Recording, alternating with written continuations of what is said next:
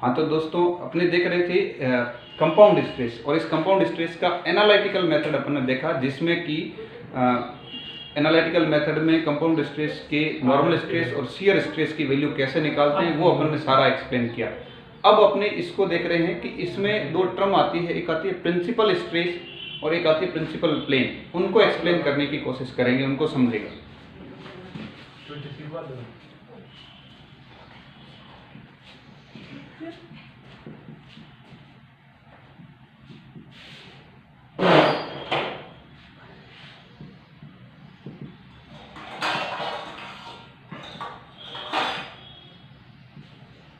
दो टर्म है, principal plane और प्रिंसिपल स्ट्रेस।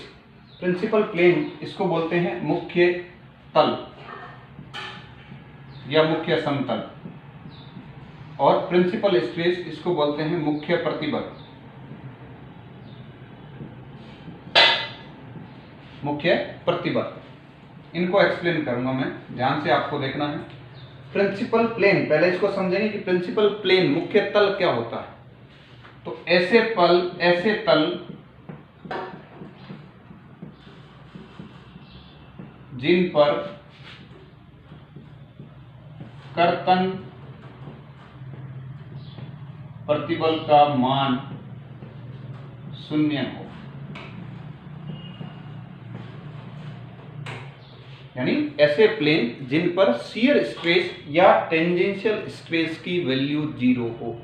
सिंपल सी चीज, ऐसे तल जिन पर कर्तन प्रतिबल का मान 0 हो, वो तल सारे क्या कहलाएंगे? प्रिंसिपल प्लेन मुख्य तल कहलाएंगे, यानी शियर स्ट्रेस 0 हो। That means sigma T is equal to 0, sigma T is equal to 0। तो वो सारे तल जिन पर शियर स्ट्रेस का मान 0 हो, वो सब के सब तल कहलाएंगे मुख्य तल, प्रिंसिपल प्लेन। फिर आते हैं अपन इस पे मुख्य प्रतिबल, यानी प्रिंसिपल स्ट्रेस। प्रिंसिपल स्ट्रेस का मतलब इन तलों पर लगने वाले नॉर्मल स्ट्रेस को ही प्रिंसिपल स्ट्रेस कहते हैं, क्योंकि दो ही स्ट्रेस होते हैं, एक तो सिग्मा एन और एक सिग्मा टी। अगर सिग्मा टी 0 हो जाए तो ये जो स्ट्रेस है ये बन जाता है प्रिंसिपल स्ट्रेस।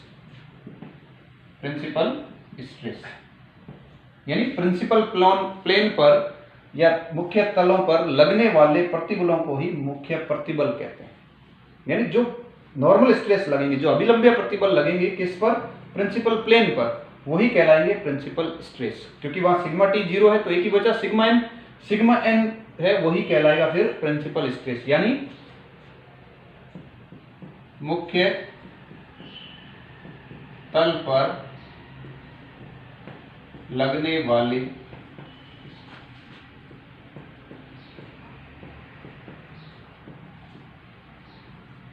अभिलंबीय प्रतिबल को ही मुख्य प्रतिबल कहते हैं।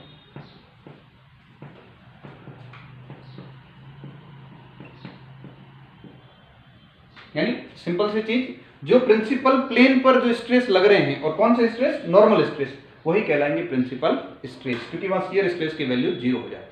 तो ये सिंपल सी चीज, दो डेफिनेशन मैंने बताई आपको, एक प्रिंसिपल स्ट्रेस, दूसरा प्रिंसिपल प्लेन।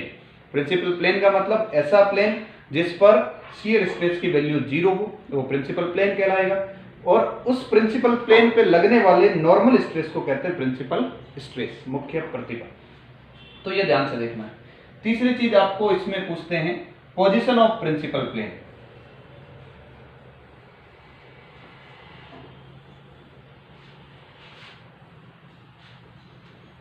थर्ड चीज जो डेफिनेशन छोटे क्वेश्चंस जो बनते हैं वो पूछते हैं, position of principal plane.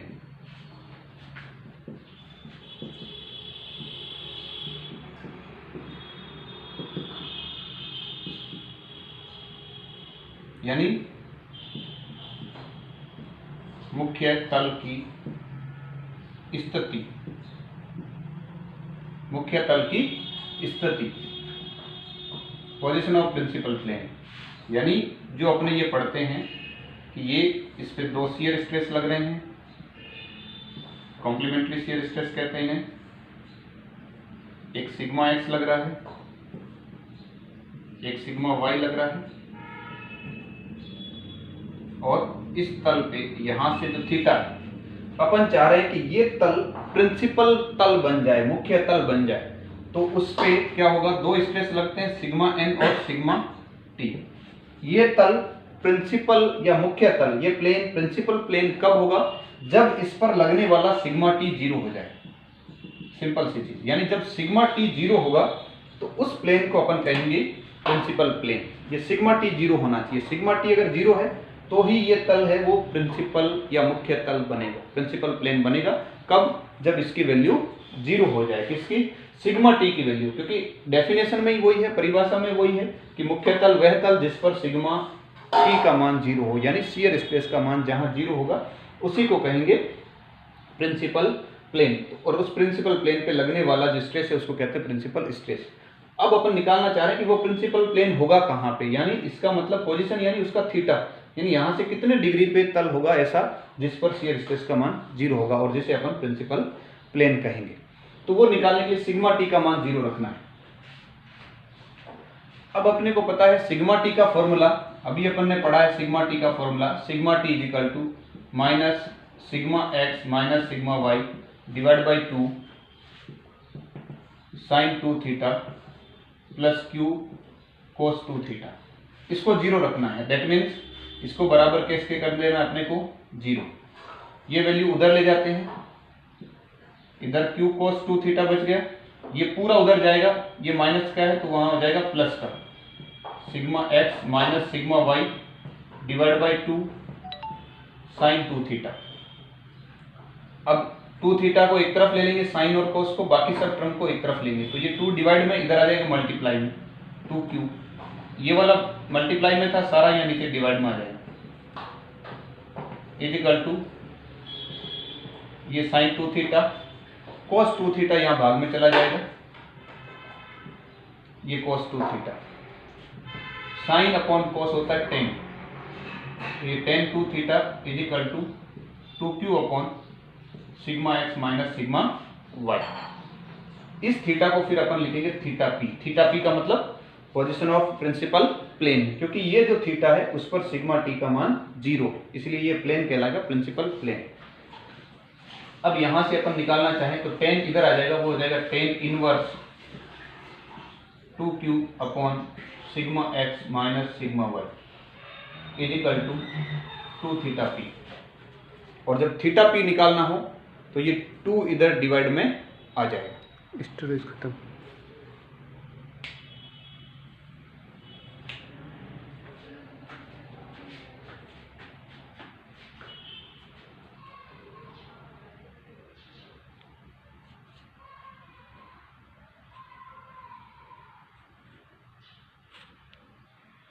Cleanup तो ना दिलो, आप ही क्लीनअप कर दिलो, सब डिलीट कर दिलो।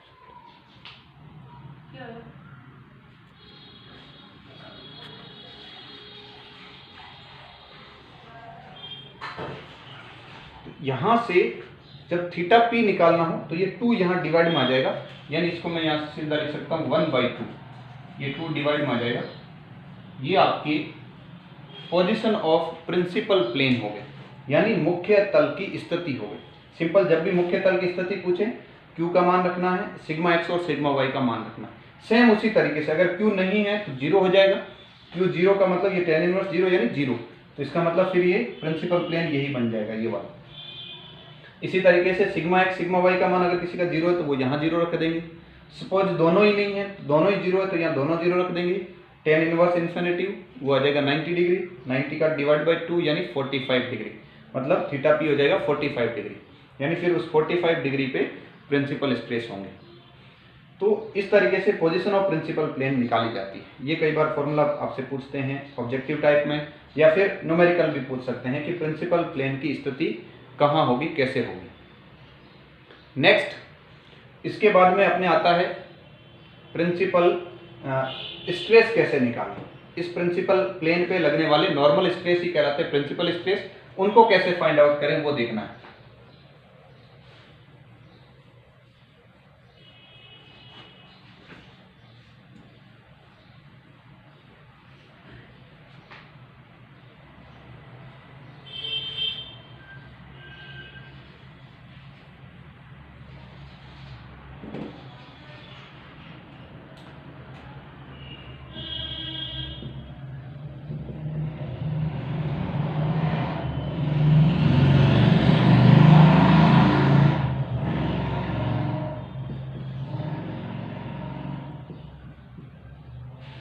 अब अपने को निकालनी है प्रिंसिपल स्ट्रेस, मुख्य प्रतिबल, प्रिंसिपल स्ट्रेस, इसकी वैल्यू निकालनी है। तो प्रिंसिपल स्ट्रेस यानी अब सिग्मा एन की वैल्यू निकालनी है, सिंपल।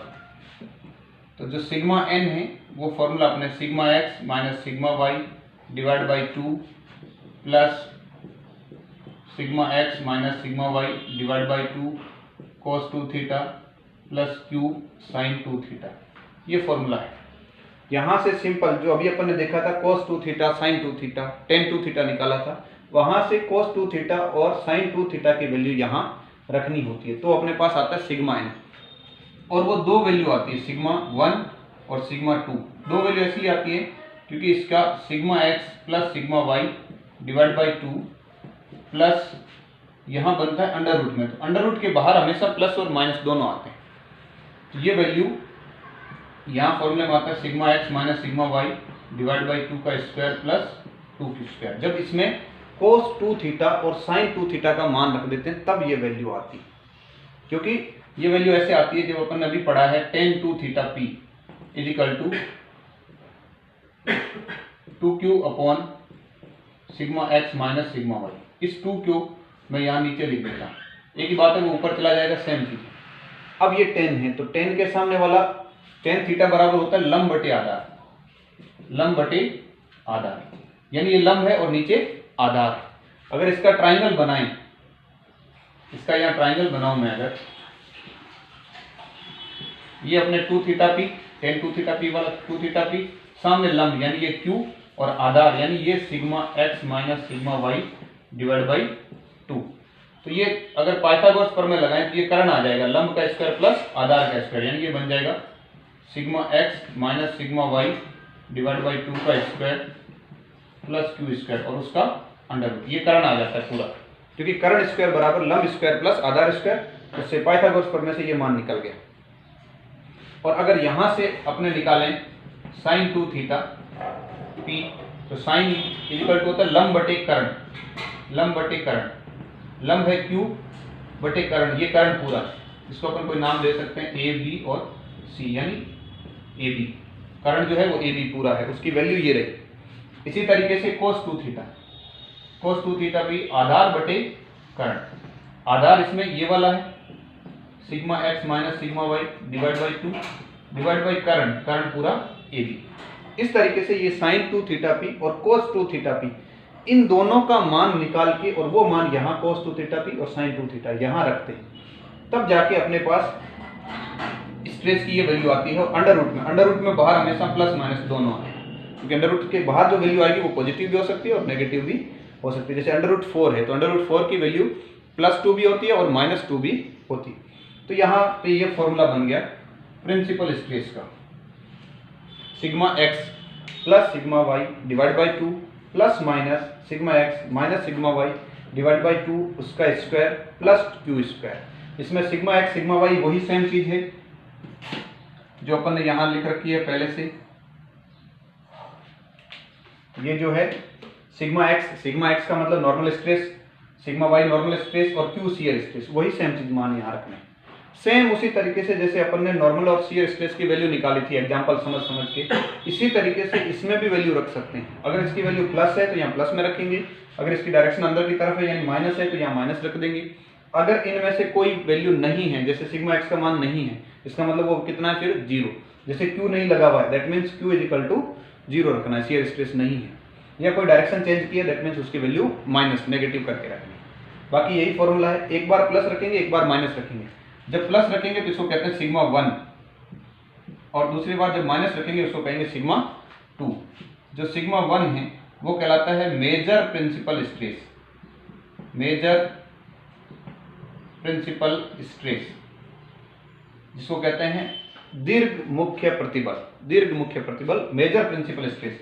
और सिग्मा 2 यानी जब माइनस रखेंगे तो जो मान आएगा वो कहलाएगा minor principal stress, minor principal stress, लघु मुख्य प्रतिबल। यानी दो मुख्य प्रतिबल है, एक मेजर और एक माइनर, दो मान है। यहाँ पॉजिटिव तो ये मेजर वैल्यू, यहाँ नेगेटिव तो ये माइनर वैल्यू।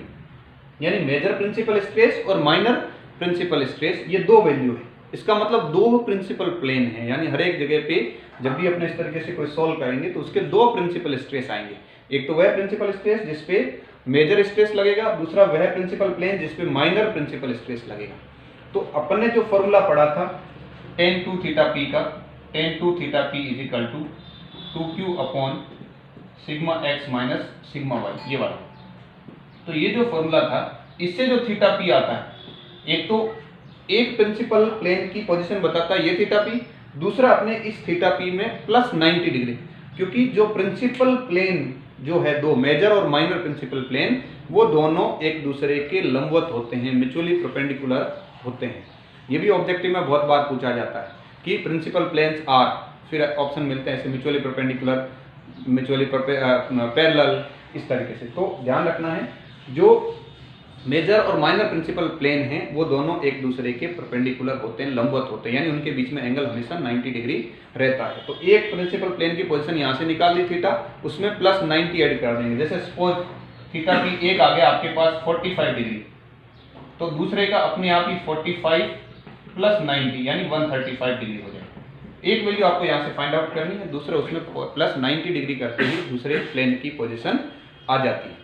तो दो principal plane, major principal plane, minor principal plane, उन पे लगने वाले दो स्ट्रेस, मेजर प्रिंसिपल स्ट्रेस और माइनर प्रिंसिपल स्ट्रेस, दोनों में डिफरेंस इतना ही है कि यहाँ अगर बीच में प्लस लेंगे तो मेजर प्रिंसिपल स्ट्रेस आएगा, यहाँ बीच में माइनस ले लेंगे तो माइनर प्रिंसिपल स्ट्रेस आएगा। बाकी सेम चीज है जो पहले आपने पढ़ी, यहाँ पे सिग्मा वाई को कब माइनस रखना है, जब उसकी डायरेक्शन अंदर की तरफ कंप्रेसिव हो जाए।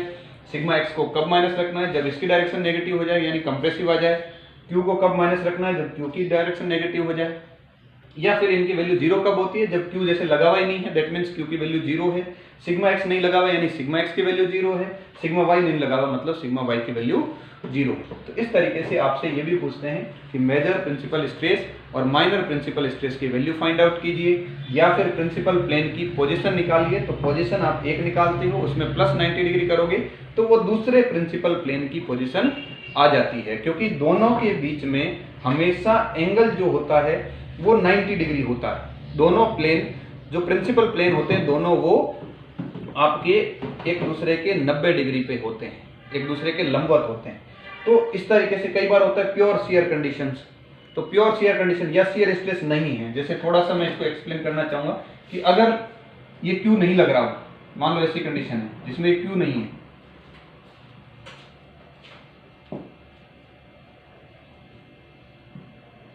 मीन्स नॉर्मल स्ट्रेस ही लग रहे हैं, दो नॉर्मल स्ट्रेस लग रहे हैं।